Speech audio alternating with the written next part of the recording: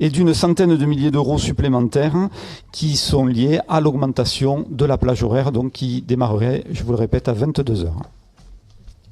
Voilà pour la proposition. Merci. Monsieur Bigot est inscrit sur le dossier. Monsieur Bigot, vous avez la parole. Merci, monsieur le maire.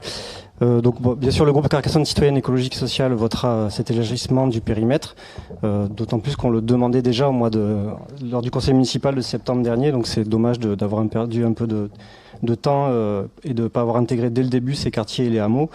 Donc on aura perdu un peu on aurait pu encore économiser pour le budget et surtout en matière de biodiversité, de trame noire, avoir mis un peu plus de quartiers et de hameaux. J'espère que cette démarche qui est lancée à la plus grande échelle va s'inscrire dans la durée, parce qu'on fait encore référence à une expérimentation. Donc je pense que vu le retour qu'il y a, il n'y a peut-être plus besoin d'expérimenter. On peut acter que la ville continue à le mettre en place, que ça soit donc cet élargissement au quartier ou le changement d'horaire qui est déjà effectif depuis déjà plusieurs semaines. J'en profite pour faire un petit point sur l'éclairage public, monsieur le maire, parce que dans les délibérations, à chaque fois, il est fait référence aussi à ce que met en place la ville, notamment avec les lampes LED. Donc, ils sont effectivement une solution plus durable, moins énergivore, mais le LED aussi ne doit pas être la panacée, parce elle a aussi des revers, et donc je pense qu'il faut être vigilant et ne pas se contenter de faire du LED, puisque souvent le LED a une intensité lumineuse supérieure aux anciens équipements.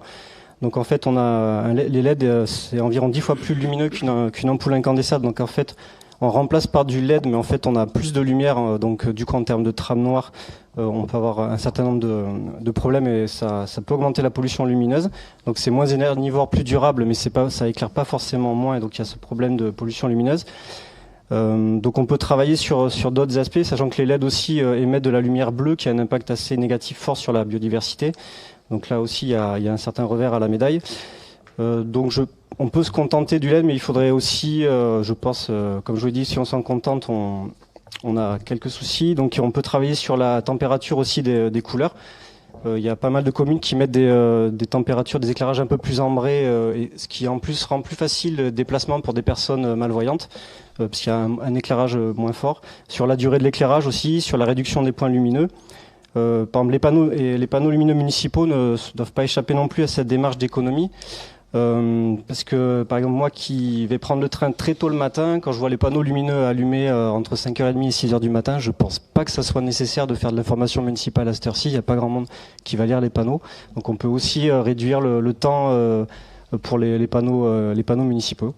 Voilà. Et ensuite, monsieur le maire, je pense qu'il faudrait aussi retirer tous les lampadaires boules qui existent encore qui sont encore présents dans la ville, puisque ce sont des lampadaires qui sont normalement interdits depuis un arrêté de décembre 2018.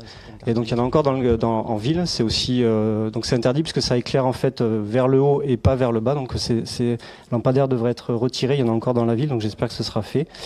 Donc voilà, comme souvent, monsieur le maire, nous avons des propositions sur ces sujets-là, et j'espère que vous attendrez pas encore plusieurs mois à chaque fois pour écouter nos propositions. Merci. Merci, monsieur Bigot. Monsieur